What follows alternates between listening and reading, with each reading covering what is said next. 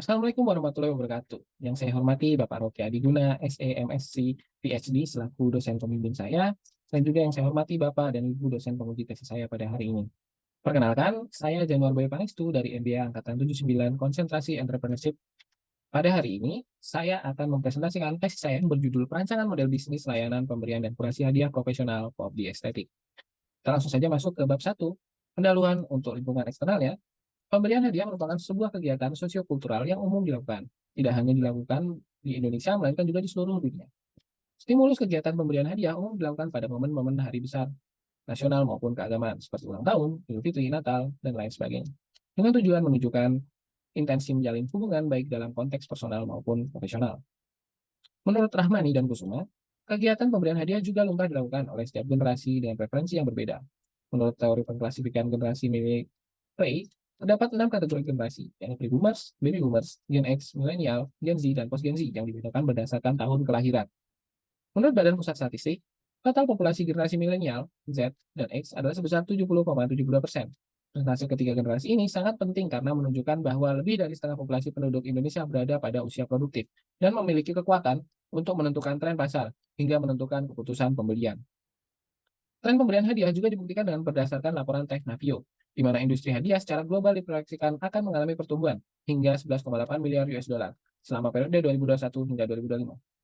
Bahkan, Kemenparekraf mendorong pemasaran pariwisata dan ekonomi kreatif berbasis kemitraan strategis dengan 4 strategi. Yang pertama adalah pemasaran pariwisata dan ekonomi kreatif berorientasi hasil dengan fokus pasar potensial. Yang kedua adalah perluasan pangsa pasar produk ekonomi kreatif. Yang ketiga adalah meningkatkan citra pariwisata Indonesia berdaya saing. Dan yang keempat adalah pemanfaatan teknologi dalam mendukung pemasaran pariwisata dan ekonomi kreatif.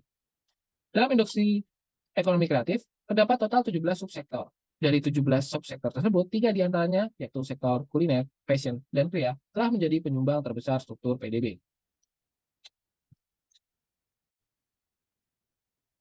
Berikut pelaku usaha yang bergerak di industri hadiah, baik di dalam maupun luar negeri, yang sudah penulis observasi secara daring.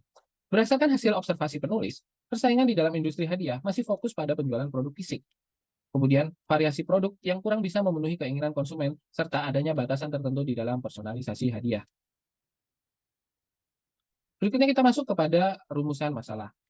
Berdasarkan paparan pada latar belakang penelitian, diketahui bahwa adanya budaya pemberian hadiah dalam perilaku masyarakat yang bertujuan untuk menunjukkan intensi menjalin hubungan baik.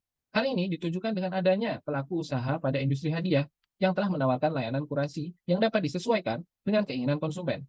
Baik untuk B2B atau B2C, meskipun fokus persaingan model bisnis ini masih terpusat pada penjualan produk fisik. Kementerian Pariwisata dan Ekonomi Kreatif mendorong pemasaran pariwisata dan ekonomi kreatif berbasis kemitraan strategis. Hal ini menimbulkan adanya potensi pengembangan inovatif dalam industri hadiah dengan menyajikan pengalaman baru serta memanfaatkan kolaborasi lintas sektor untuk meningkatkan variasi hadiah yang ditawarkan guna memenuhi keinginan dan kebutuhan pelanggan. Maka dari itu, penulis memiliki ide mengenai perancangan model bisnis alternatif yang dapat diterapkan pada toko hadiah yang menjalankan layanan profesional dalam pemberian dan kurasi hadiah lintas sektor. Berikutnya adalah pertanyaan dan tujuan penelitian. Untuk pertanyaan penelitiannya adalah, yang pertama, bagaimana rancangan model bisnis pada toko hadiah yang menyediakan layanan profesional dalam pemberian dan kurasi hadiah lintas sektor? Yang kedua adalah, apakah bisnis toko hadiah yang menyediakan layanan profesional dalam pemberian dan kurasi hadiah lintas sektor layak untuk dijalankan berdasarkan aspek finansial dan non-finansial? Kemudian, untuk tujuan penelitiannya yaitu, yang pertama adalah merumuskan model bisnis untuk toko hadiah yang menyediakan layanan profesional dalam pemberian dan kurasi hadiah lintas sektor. Kemudian menilai kelayakan bisnis toko hadiah yang menyediakan layanan profesional dalam pemberian dan kurasi hadiah lintas sektor dengan mempertimbangkan aspek finansial dan non-finansial. Berikutnya kita masuk ke bab 2 atau landasan teori. Penelitian ini menggunakan beberapa landasan teori, yaitu model bisnis, kanvas model bisnis, peta empati, aliansi strategis non-kompetitor, analog dan antilog, serta toko hadiah. Kemudian untuk bab 3, metode penelitian, yang pertama adalah desain penelitian. Penelitian ini dirancang dengan menggunakan pendekatan kualitatif, naratif, interpretatif yang diperkaya dengan data deskriptif kuantitatif. Kemudian sumber dan metode pengumpulan data menggunakan data primer, diperoleh melalui wawancara mendalam dan survei, serta untuk data sekundernya pada penelitian ini diperoleh dari kajian literatur yang bersumber buku, jurnal, dan artikel dari internet. Untuk unit analisis dalam penelitian ini mencakup individu dan perusahaan.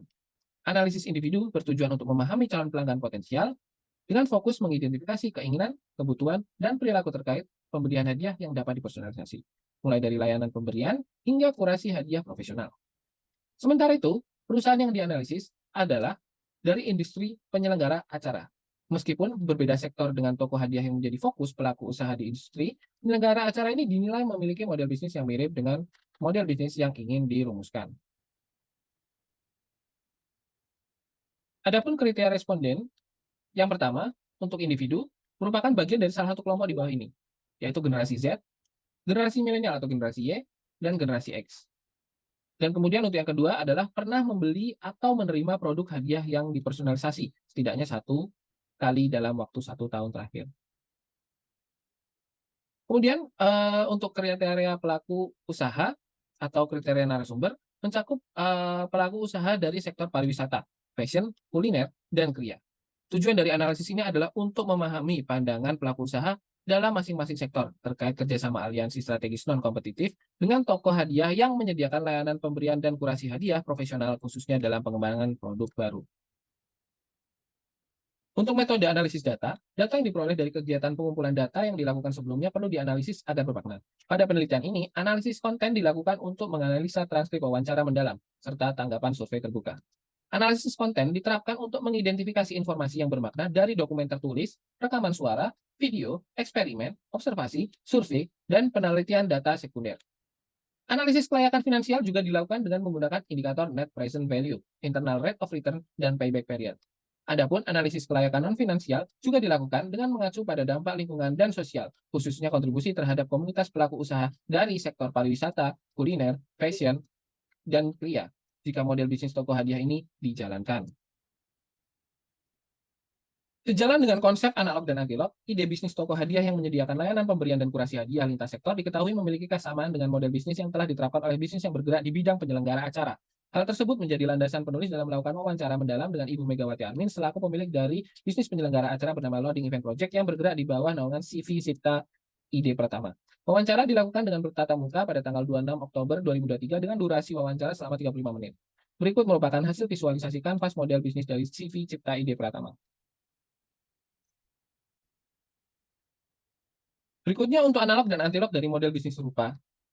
Untuk analog, pertama, penting bagi toko hadiah untuk memiliki profil perusahaan yang jelas, serta company branding yang kuat untuk menciptakan kesan yang positif dan menarik bagi pelanggan serta mitra. Hal ini dinilai sangat membantu bisnis yang baru berjalan dalam menarik minat calon konsumen dan juga mitra.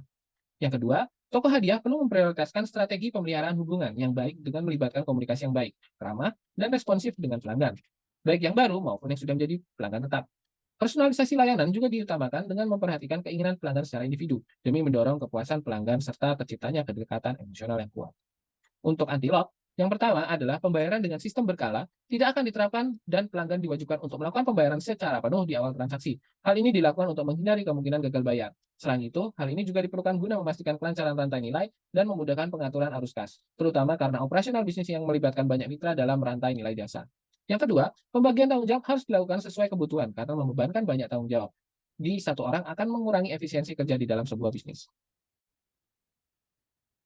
Berikutnya, kita masuk ke bab 4, strategi dan rencana. Berikut adalah survei calon pelanggan. Survei dilakukan secara daring dengan menyebarkan kuesioner melalui Google Form, dan kita mendapatkan 31 responden. Periode survei dilaksanakan dari tanggal 17 Oktober hingga 3 November 2023. Berdasarkan hasil survei, diketahui 51,6% responden terbanyak merupakan generasi milenials atau generasi Y. Dengan mayoritas berjenis kelamin perempuan, dengan presentasi 64,5% dari jumlah total responden. Adapun penghasilan per bulan dengan presentasi tertinggi ada di 4,5 juta hingga 6,5 juta, diikuti dengan 1,5 juta hingga 2,5 juta. Adapun anggaran yang dialokasikan per tahun untuk hadiah dengan hasil survei tertinggi adalah 500.000 hingga 1 juta, diikuti dengan 150.000 hingga 500.000.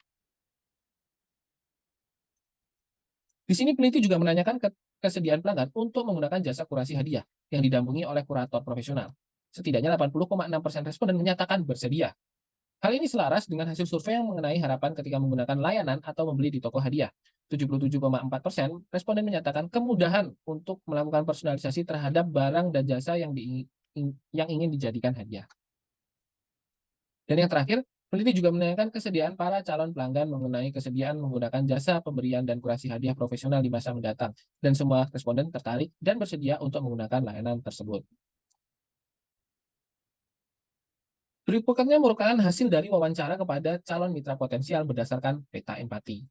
Adapun tujuan dari para calon mitra potensial dapat dilihat sebagai berikut. Berikutnya adalah apa yang calon mitra potensial lihat, apa yang calon mitra potensial katakan, apa yang calon mitra potensial lakukan, apa yang calon mitra potensial dengar, dan apa yang calon mitra potensial pikir serta rasakan.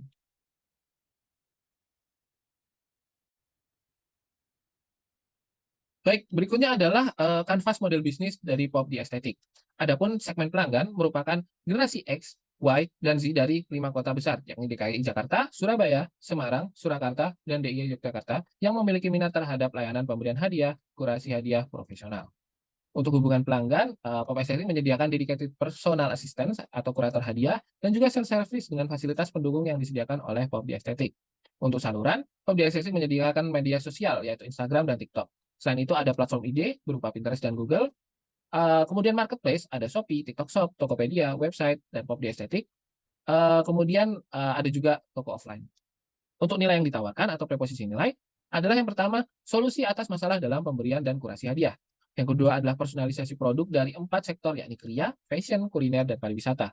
Kemudian yang ketiga adalah harga bersaing dan dapat disesuaikan dengan budget. Kemudian yang keempat adalah aksesibilitas dan kemudian dalam melakukan transaksi. Untuk aktivitas kunci, kegiatan pemecahan masalah adalah menjadi hal yang pertama. Yang kedua adalah kegiatan produksi mulai dari perancangan, pembuatan, hingga pengawasan kualitas dan kuantitas produk. Lalu yang keempat adalah kegiatan promosi dari mitra UMKM yang terafiliasi. Lalu yang keempat adalah sumber daya utama. Sumber daya finansial merupakan model investasi awal dan biaya operasional pada tahun pertama. Lalu yang kedua adalah sumber daya fisik, yaitu berupa toko, kantor, dan peralatan pendukung lainnya. Lalu sumber daya manusia berupa pekerja termasuk kurator. Kemudian untuk kemitraan kunci, yang pertama adalah aliansi strategis antar non-kompetitor dengan pelaku usaha dari sektor kriya, fashion, kuliner, dan pariwisata. Lalu untuk yang kedua adalah kemitraan antara pelanggan pemasok dengan penyedia bahan baku pelengkap produk utama seperti box, paper bag, dan lain sebagainya.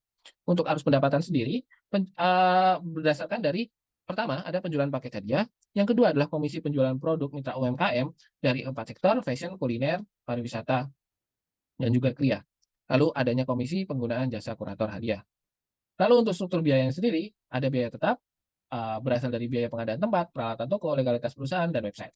Lalu ada biaya variabel yang berupa biaya produksi, personalia, SDM, dan kegiatan pendukung seperti biaya marketing dan biaya pengelolaan mitra. Berikutnya adalah analisis kelayakan finansial. Dalam ketiga skenario, yaitu skenario optimis, normal, dan skenario realistis, NPV memiliki nilai positif. Hal ini menunjukkan bahwa nilai sekarang dari arus kas bersih masa depan lebih tinggi daripada investasi awal, sehingga kriteria layak NPV lebih dari 0 terpenuhi pada semua skenario. Kemudian jika dilihat dari nilai internal rate of return-nya, dapat dikatakan bahwa toko hadiah Pop di Estetik memiliki tingkat pengembalian internal yang baik, karena angkanya yang berada di atas 6%, melebihi tingkat suku bunga yang ditetapkan oleh Bank Indonesia, sehingga dianggap sebagai investasi yang menarik. Tidak hanya itu, kriteria layak payback period kurang dari 5 tahun juga terpenuhi pada semua skenario, menunjukkan bahwa investasi awal dapat dikembalikan dalam waktu yang tidak terlalu lama. Maka dari itu dapat ditarik kesimpulan bahwa model bisnis toko hadiah yang menyediakan layanan pembelian dan kurasi hadiah dengan nama Pop di Estetik layak untuk dijalankan. Kemudian analisis kelayakan non-finansial, yaitu dari aspek sosial dan lingkungan. Dari segi sosial, kemitraan yang dijalin dengan para pelaku usaha dari sektor kriya, fashion, kuliner, dan pariwisata memungkinkan Pop di Estetik untuk berkontribusi pada perekonomian lokal. Adapun jenis kontribusi yang mungkin diberikan selama periode kerjasama, kemitraan aliansi non-kompetitor adalah dukungan, promosi, kreativitas, hingga pendapatan. Dalam konteks lingkungan, Pop di Estetik dapat memainkan peran dalam mengurangi pemborosan sumber daya dan sampah. Hal ini dikarenakan layanan kurasi yang ditawarkan kepada calon pelanggan potensial ini bertujuan untuk membantu pelanggan dalam memilih produk yang sesuai dengan kebutuhan penerima hadiah, sehingga dapat mengurangi kemungkinan pemborosan barang dan sumber daya yang digunakan dalam proses produksi. Dengan fokus pada produk lokal dan penekanan pada opsi yang ramah lingkungan. Penulis meyakin bahwa pop dietetik mempromosikan pola perilaku bijaksana dalam memberikan hadiah yang berkelanjutan. Oleh karena itu, secara berkeseluruhan, model bisnis ini dinilai layak untuk dijalankan secara non-finansial karena mampu memberikan dampak positif terhadap kesejahteraan sosial dan keberlanjutan lingkungan. Kemudian untuk bab 5, rencana aksi. Peneliti membagi rencana aksi menjadi 5 bagian, yaitu tahap persiapan awal, tahap persiapan akhir, tahap pelaksanaan, tahap evaluasi, dan tahap pengembangan. Adapun berikut penanggung jawab dari tiap tahapan yang akan dilaksanakan. Sekian presentasi dari saya. Atas perhatian Bapak dan Ibu, saya ucapkan banyak terima kasih.